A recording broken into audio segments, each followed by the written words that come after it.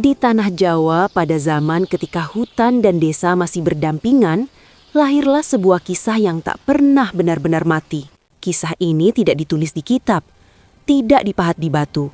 Ia hidup dari bisikan, dari ketakutan, dari uang yang hilang tanpa jejak. Dulu, orang menyebutnya Sing Cilik atau yang kecil. Tapi ketika tawa itu terdengar pada malam bulan mati dan jejak kaki mungil muncul di tanah basah, sebuah nama akhirnya lahir. Konon, asalnya bukan dari makhluk yang terlahir seperti manusia. Ia dijadikan dari arwah bayi yang tak sempat diberi nama, lalu dipanggil kembali oleh ilmu yang menolak perpisahan. Ketika air sungai dijadikan pintu, ketika gula dijadikan umpan, ketika duka berubah menjadi serakah, maka yang pulang bukanlah anak yang dirindukan, melainkan lapar yang belajar memiliki dengan cara mengambil. Dan sejak malam itu, di desa-desa Nusantara, orang-orang mulai berbisik satu kata, pelan, takut, tapi tak pernah berhenti. Tuyul.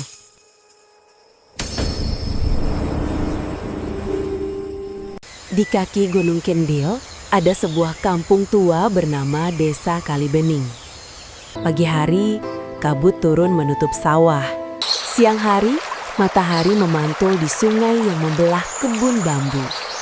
Malamnya, angin menyelinap lewat sela atap rumah anyaman, membawa suara jangkrik seperti doa yang tak putus. Di desa itu hidup seorang pemuda bernama Wira. Umurnya baru 20 lebih sedikit, tapi punggungnya sudah akrab dengan beban. Ia tinggal bersama ibunya, Mbok Raras, penjual jamu keliling. Mbok Raras terkenal ramah dan jujur, tapi belakangan tubuhnya mudah lelah.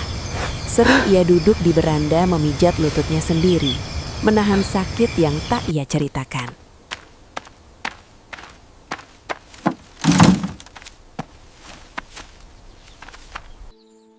Wira, hidup itu bukan soal cepat.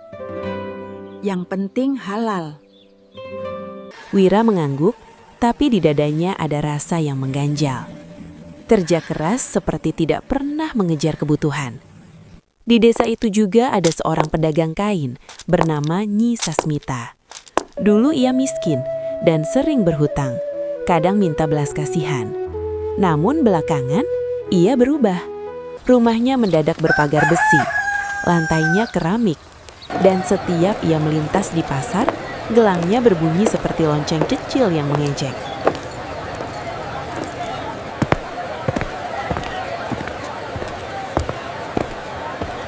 Warga sering membicarakannya diam-diam. Dulu dia susah, sekarang kaya mendadak. Dagangan kainnya memang laris? Atau ada yang bantu? Yang menjaga tradisi desa adalah Mbah Nala, tetua kampung. Ia jarang bicara, tapi kalau bicara, semua mendengarkan. Setiap bulan mati, malam ketika bulan tak menampakkan wajah, Mbah Nala selalu berkata, Kalau malam benar-benar gelap, jangan memanggil yang tak punya nama. Dan jangan mendekat ke Sungai Keramat setelah tengah malam. Nggih, Mbah. Ngeri ya? warga menuruti, setengah percaya, setengah takut. Karena mereka tahu, Sungai Keramat bukan sekadar tempat air lewat. Kadang ia seperti pintu,